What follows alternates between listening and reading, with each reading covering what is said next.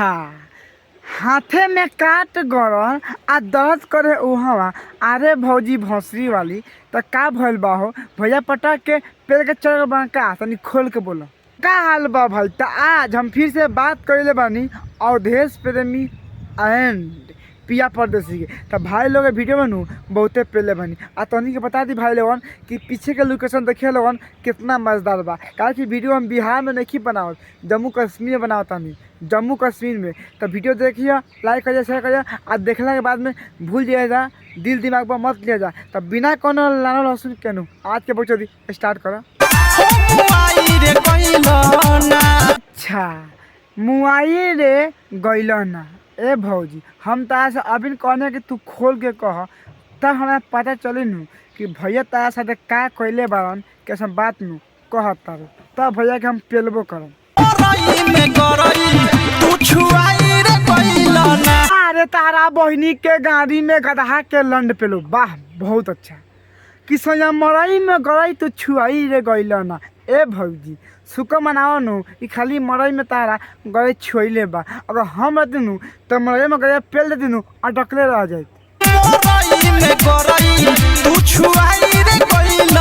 आ पटा के पेल के ना चल गइलन तहार बहिन चोदो कहीं का। सुख मनावा नु कि तहारा मरई में खाली गरई छुइले बा। हम तो कहता नहीं भौजी, तोनी बताओ भाई लोगन कौन ऐसा सारा मरद बा कि खाली मरई में गरई छुआई आ देखत रह कि छुपा के कहता आ वीडियो में नु गरई के फोटो लगा दिल बा। तार बहन जो भौजी सोच कह कि मरई में पटक से पेल के चल गए नु बड़ी मजाल खा।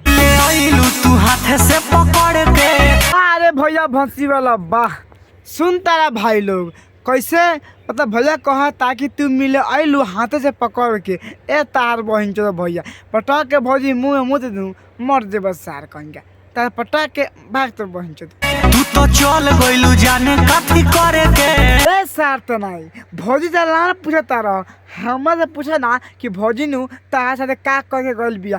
अब देखो भैया भौजी के जवानी चढ़ बा आ भौजी नु तारा के अपन जवानी के पानी चिखैला ना आ खाली हाथ मार के तारा लन पर भौजी चल गए बा नु, ओही तारा नु दिक्कत होता। का कहता रहा कि तोहरे ऊपर कल मुआता। अरे भैया भौसरी वाला तहार कहे के मतलब का बा कि भौजी मतलब तहार लगे आगल बिया तो तहार देख के अपने चू जाता। आगे बोलो। वाह रे बुढ़ सुनो सार तो नहीं, वाह बहुत अच्छा। देखो तारा भैया कैसे सरवा खिसाई लगे पाहुन सरवा कैसे कहता कि हमरा नल में से ठोपे ठोपे जल चुहता। अरे भैया भौसी वाला गलती जगह भौजी पी लीनू सर मर जीवो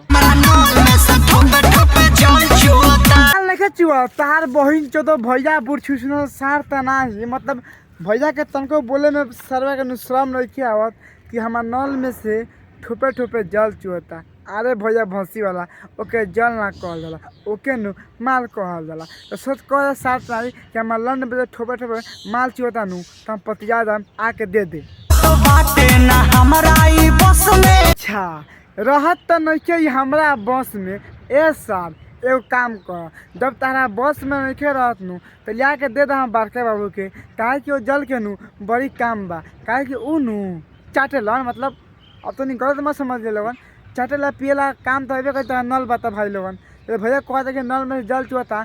चला मानता मान बहन चल हटाओ रे उठत बाटे लहर नस नस में।